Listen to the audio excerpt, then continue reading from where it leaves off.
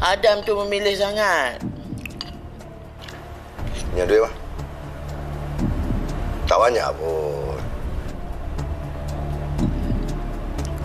Nanti dapat duit bayar balik. Jangan buat senyap je. Macam orang tak pernah bayar. Orang siap bagi duit belanja lagi kat Mama kan? Memanglah Adam kena bagi. Kalau tak, Mama nak makan apa? Adam seorang je anak Mama tau. Kenyang. Nak pinjam husband you boleh tak? Dia ingat husband kita ni apa? Patung? Boleh pinjam-pinjam? No! Oh, lain. Wak.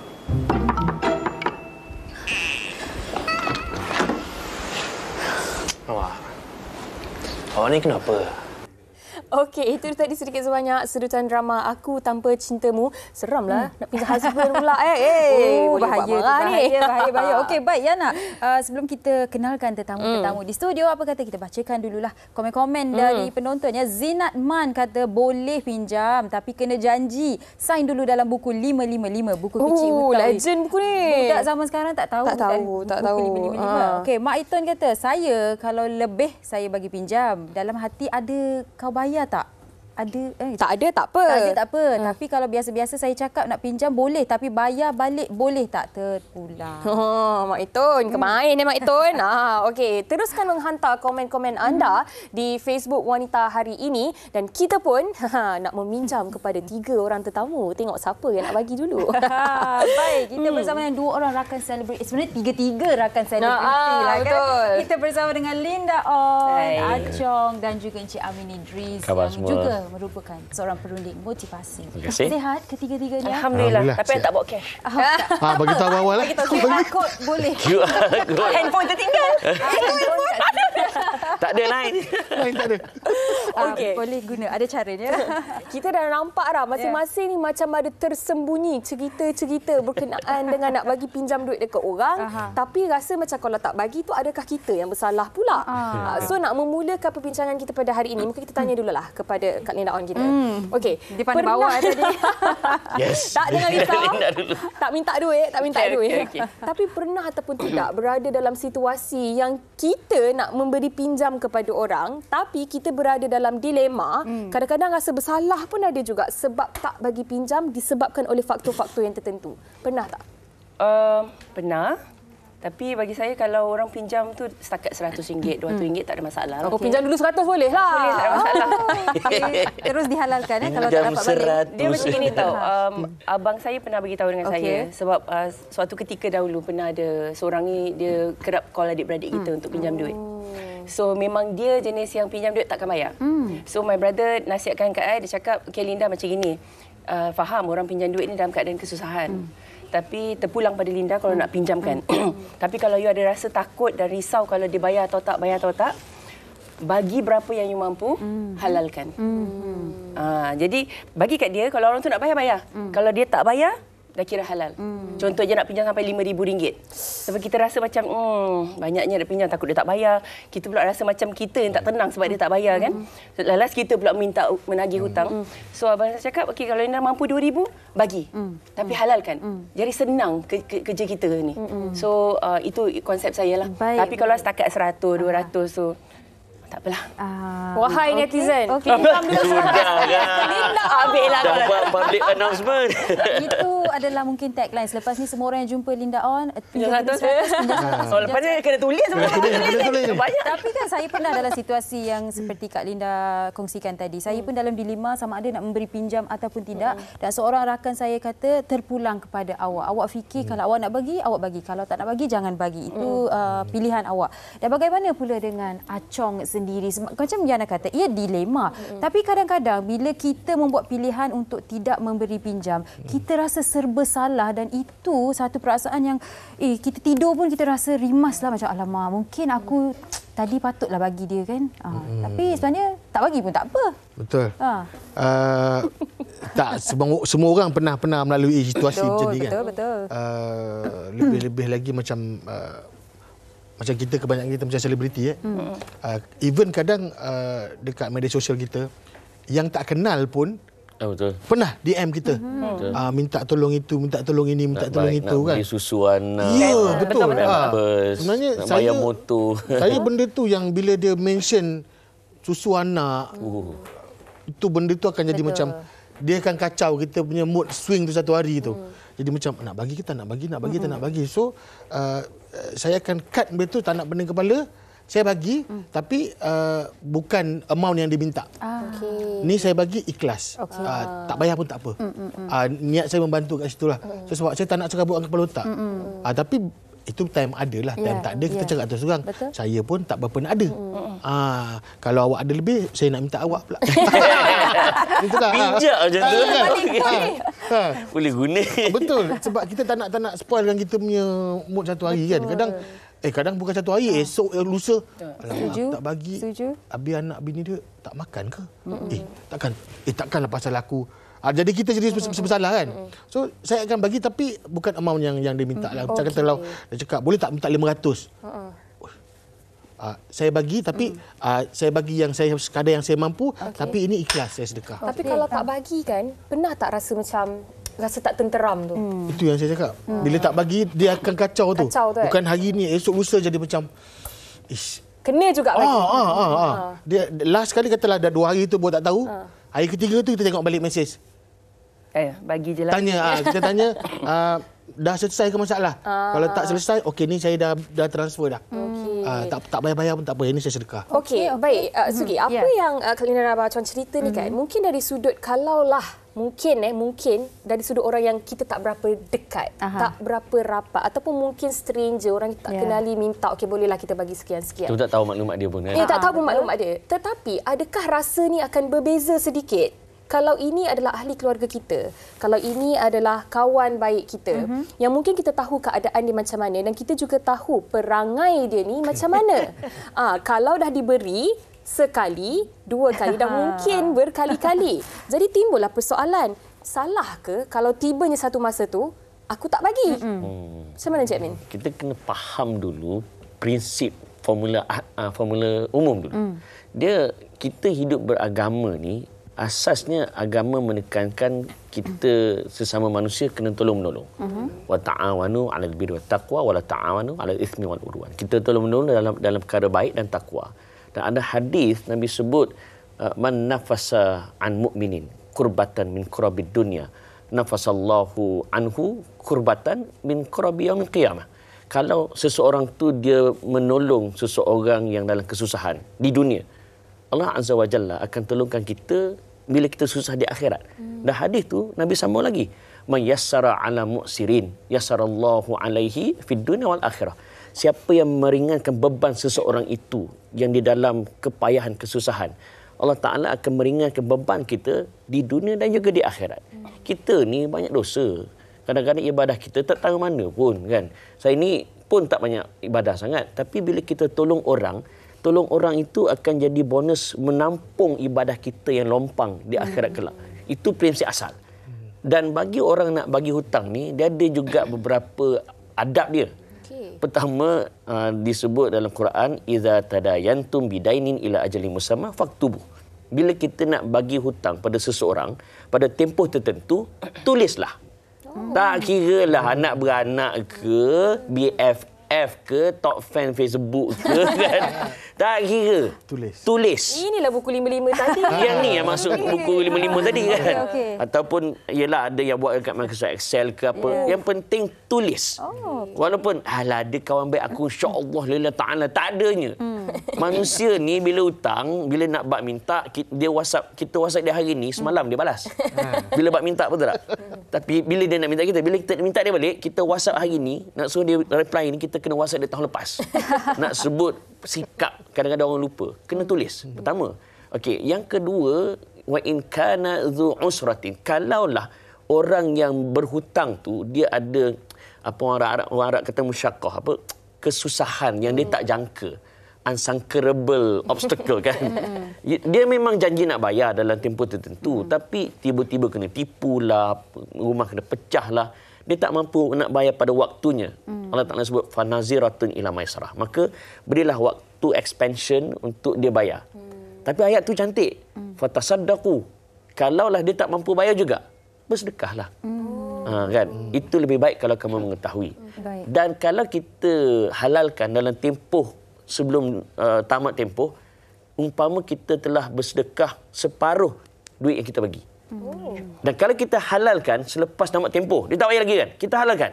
Seolah-olah kita telah bersedekahkan seluruh harta kita. Itu untuk orang nak bagi hutang. Sebab saya tahu Yana dengan Sugi macam kata, macam tu seronok nak hutang kan. Let lu, saya tunggu soalan seterusnya. Betul, bila kita beri ni memang sentiasa kita diingatkan beri dengan penuh keikhlasan. Tapi dalam keikhlasan tu kita tidak mahu rasa seperti kita yang bersalah kan. Dan banyak lagi kita nak tanyakan pada ketiga-tiga tetamu kita dan banyak juga komen-komen anda yang sudah anda kongsikan. Tapi sebelum itu, apa kata kita dengarkan juga pendapat orang ramai berkaitan dengan topik kita pada hari ini. Tak 100 tu. Ayo.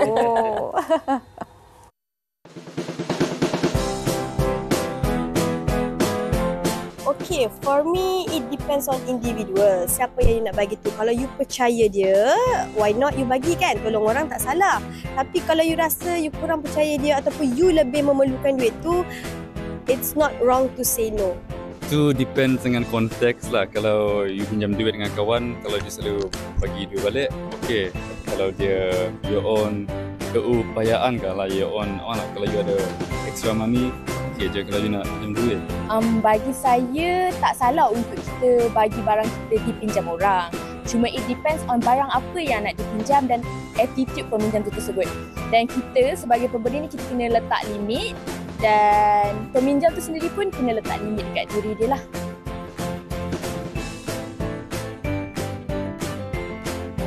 Sebagai manusia kita should build our boundaries kan. Selalu saya cakap sorry, saya ada responsibilities yang lain, saya tak dapat pinjam duit. InsyaAllah mungkin in the future saya dapat, tapi sekarang tak dapat. Okey, pada pandangan saya ada certain point wajar, ada certain point tak wajar.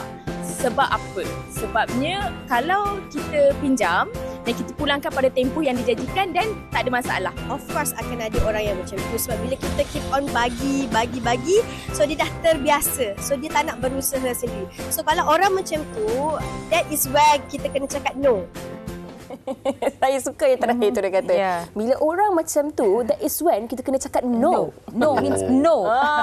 Okey, baik. Body language. Sebelum kita tanya kepada tetamu kita yang lain pada hari ini, okey, kita nak baca juga komen dari rakan kita di Facebook. Yang saya rasa komen ini sangat-sangat menarik. Dari Direct Farhan, dia kata, saya tak bagi pinjam kerana risau kawan tak nak ganti balik. Risau kawan ganti lambat. Walaupun hutang RM100 sahaja, tapi tunggu 3 atau 4 tahun baru bayar balik. Saya tidak ada duit lebih. Risau terus jadi gaduh sebab banyak kali suruh kawan bayar balik hutang saya. Okey, mungkin kan dalam apa yang kita dah bercerita tadi tu kan, konteks mungkin kita ada lebih. Yang kita tidak kisah ataupun tidaklah terlalu mementingkan kalau seseorang itu tidak membayar apa yang kita dah pinjamkan ataupun kita nak menghalalkan. Tetapi buat mereka yang mungkin rasa terdesak juga. Mereka yang kadang-kadang pun cukup-cukup sahaja. Mereka yang sebenarnya nak bagi hulukan tu pun dia dah menggeletar tangannya kerana fikirkan keadaan diri yang mungkin dia pun ada banyak komitmen yang perlu ditanggung.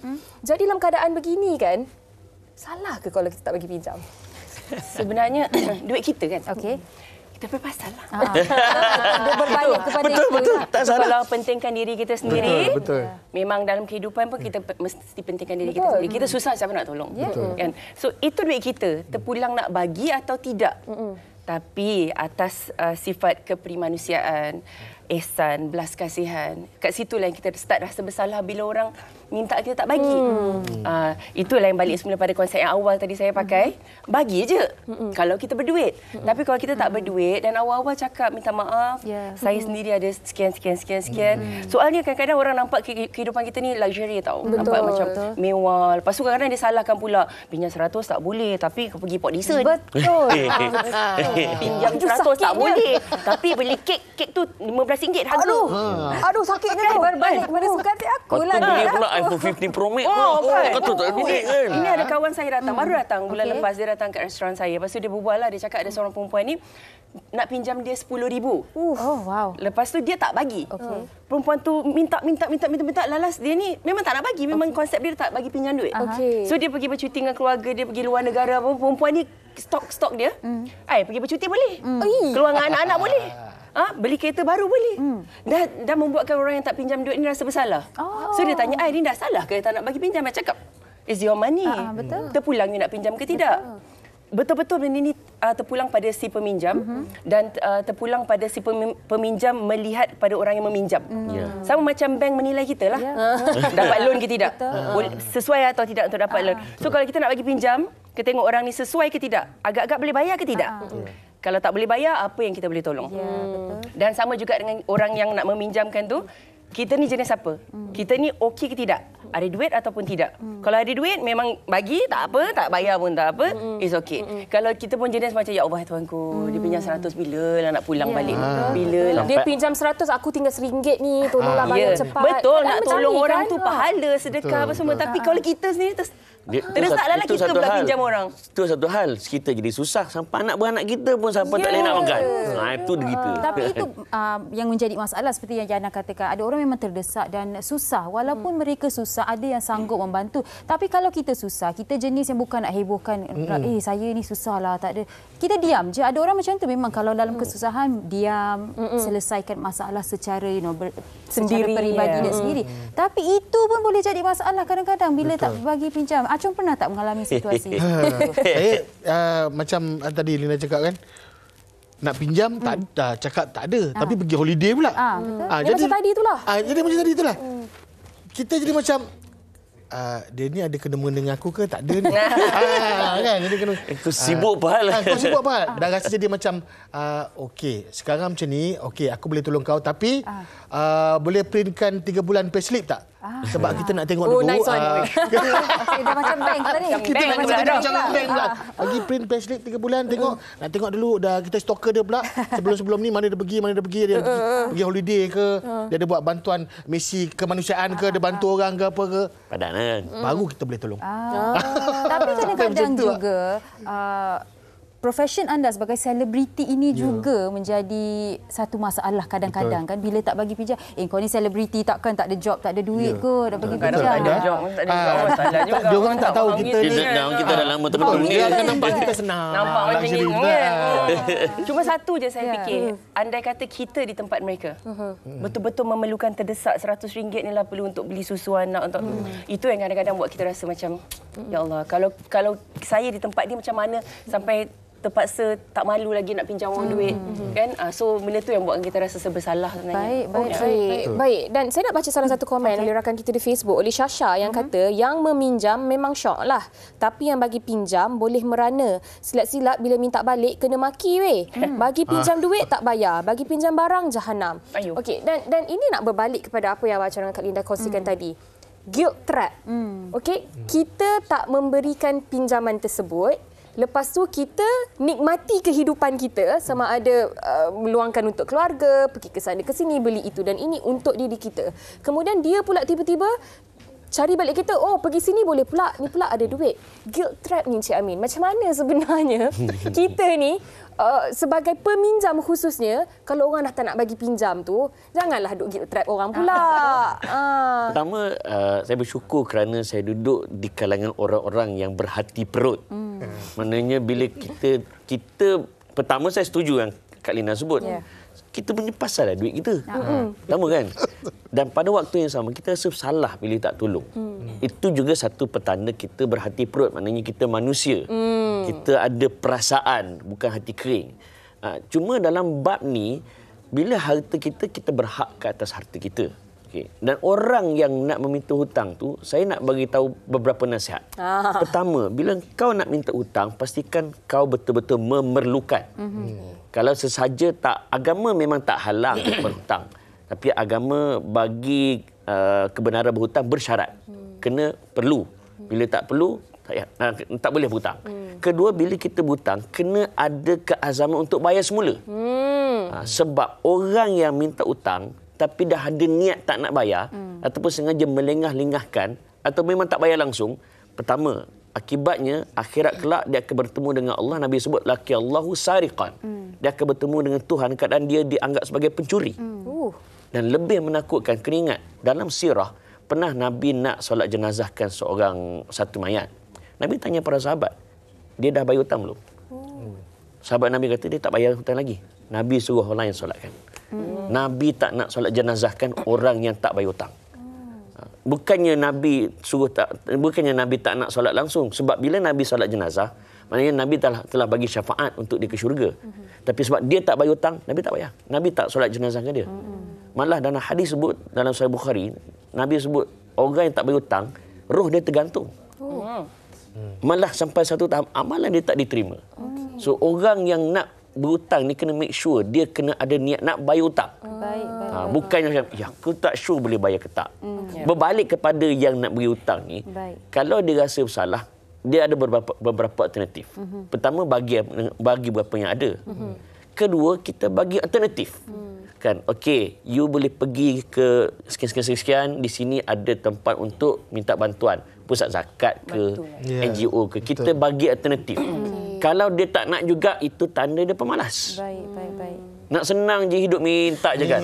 Come on lah. Ya, betul. Dan bercakap mengenai hutang ni, Encik Amin, seperti yang Yana kongsikan, dari konteks ataupun sudut ahli keluarga ni, hutang ataupun pinjaman ini boleh menyatukan keluarga ataupun memecah belahkan keluarga. Saya berpegang kepada prinsip kalau family berhutang, saya agak susah nak bagi. Okey. Mungkin Encik Amin boleh kongsikan kenapa? Susah. Saya kalau family nak berhutang, susah nak bagi. Kalau saya bagi, saya akan halalkan terus. Sebab bila family berhutang, kita nak minta sebesar lahu. Jadi gaduh adik-beradik. Jadi gaduh adik-beradik. So kalau dia nak pinjam, kalau saya boleh bagi, saya bagi terus. Tak ada pinjam-pinjam. Kalau saya rasa saya sendiri pun cukup-cukup untuk bayar rumah, bayar kereta, anak-anak semua, saya kata, let lu, saya jawab, tak ada piti. Tak ada piti. Mula-mula. Tak ada piti.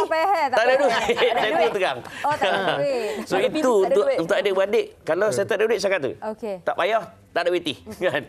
Saya lain kali. Tapi kalau saya ada duit, saya bagi terus. Okey. Tapi sebenarnya orang yang paling awal kita kena bantu ialah orang yang adik-beradik kita. Setuju Kak Linda. Charity begins at home kan. Kita bantu mereka dulu apa yang kita boleh lah. Setuju. Okey, baik. Kita dah sampai di penghujung perbincangan sebenarnya. Banyak yang kita dah dengar kan. Tetapi kan, mungkin kepada Kak Linda sendiri, mungkin ada sesuatu yang nak disampaikan kepada sama ada yang memberikan pinjaman itu ataupun orang yang nak berhutang ini, mungkin ada sedikit orang kata pesanan buat mereka. Tarik nafas dulu. Susah nak cakap sebab dalam situasi sekarang ni, nak sekarang punya situasi, memang ramai dalam kesusahan, kepayahan hidup. Semua orang tengah struggle. So saya faham orang yang meminta dan saya juga faham orang yang nak memberi ataupun tidak memberi. So macam gini je lah, macam Amin cakap tadi kan, kalau yang berhutang kena ada azam untuk bayar. Kepada yang memberi hutang, kita jangan bagi kita punya hati ni sakit menunggu-nunggu bila je nak bayar. Kita at one point kita kena redha. Kita membantu orang. Baik. Itu yang terbaiklah bagi saya. Okey, dan bagi Achong sendiri? Kepada yang dekat luar tu yang rajin sangat meminjam tu. Rajin Rajin sangat meminjam tu. Ayat tu. Tolong fikir-fikirkan bukan kau seorang aja susah. Mungkin ramai lagi orang yang susah yang betul-betul perlukan bantuan. Kalau kau rasa macam boleh survive lagi, tak perlukan bantuan nak pinjam, tak payah. So, perlukan yang, maknanya fikirkan orang lain lah. Okey, baik. Dan Encik Amin sendiri, mungkin Encik Amin boleh berikan pesanan pada masa yang sama, memberikan ingatan jugalah kepada mereka yang kalau tak bagi pinjam itu tidak mengapa. Tidak itu adalah satu jawapan yang boleh diterima dan harus diterima sebenarnya. No means no. Yes. Bagi yang nak berhutang, saya nak ingatkan, jangan biasakan diri berhutang. Once kita dah biasa berhutang, dia jadi syok. Jadi habit. So jangan biasakan diri berhutang, apatah lagi alung ke even ahli-ahli keluarga. Untuk mereka yang diminta untuk berhutang, ni gini je. Kita ni sekarang kalaulah dimudahkan rezeki, kena ingat sebelum kita senang dulu, kita pun pernah susah. Jadi kalau orang minta dan kita yakin dia memang susah, dan kita tahu dia orang baik, bagi. Tapi kalaulah kita memang tahu viral. Satu kampung tahu dia ni kaki tak bayar hutang. Bahkan bila kita bagi dia hutang, dia pula memudaratkan diri dia pula. Belanja kan benda tak apa-apa. Haram kita bagi dia hutang. Sekian, terima kasih. Okay. Wow. Saya kira satu konklusi yang cukup terbaik untuk perbincangan kita pada hari ini. Terima kasih kepada Encik Amin Idris, Abang Acong, Kak Linda atas perkongsian pada hari ini. Dah luahkan semua. Dah. Puati. Saya rasa saya nak tahu. Harap yang buta tu tontonlah ya. Saya nak katakan yang kalau orang tu dah ikhlas berikan awak pinjam duit, awak jangan perbodohkan orang itu.